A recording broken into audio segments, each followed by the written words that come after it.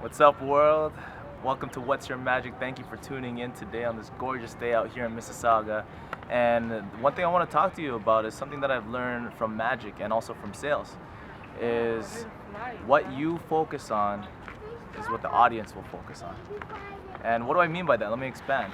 Well, simple thing. Like, let's say when you're doing misdirection in magic, which is a common principle, what your main goal is to do is to actually take the focus of the audience, take it, and bring them to where you want to bring them.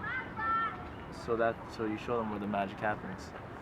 Okay, but what they didn't know was that the ring was already here at the side. And see, how does that apply to my life? How does that apply to what I've been experiencing? Well, since I was a kid, I was always trying to fit in. So I was always the person that showed up in class, that showed up amongst family and friends, was the person that didn't really belong or was just like everybody else. That wasn't anything too special, but was someone that just fit in with the crowd.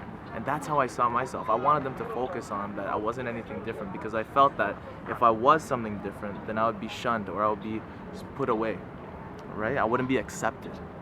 And then I started doing magic.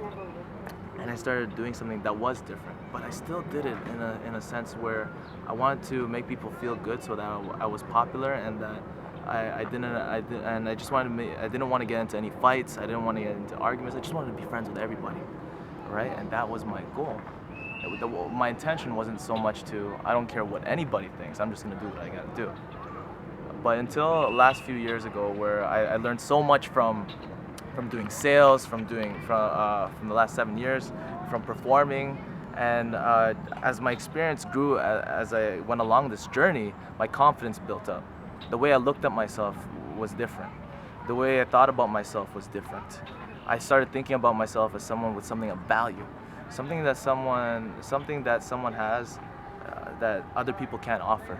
And so I started doing magic, getting paid. Before, I thought it was just a hobby. I thought it was just a little trick that I could do here and there, but people actually started wanting to pay for it because I saw myself as a person that could get paid for this kind of stuff and being treated as a professional. To the point where when I was younger and started doing magic back in 2003, I was doing magic just for my family, and that's all I believed I could do. To now, a couple months ago, I was performing in front of 300 people at a conference, opening up for a keynote speaker. And see, in the past, I would never see myself like that, but because I saw myself as being that type of person that can deliver that value, can deliver that magic, I was then seen as that way. And man, what an experience has been since then. So really the true magic, and what I learned, one principle that you guys can take away and that I've learned from myself, is what you focus on is what others will focus on. If you focus on the weaknesses of yourself, then that's what other people are gonna notice. But if you focus on your strengths, what you're good at, and what value you have to offer, other people will see that as well. So guys, I'm so thankful that you guys tuned in. I hope that one of you, just one of you, will realize your true potential, your strengths, and focus on that.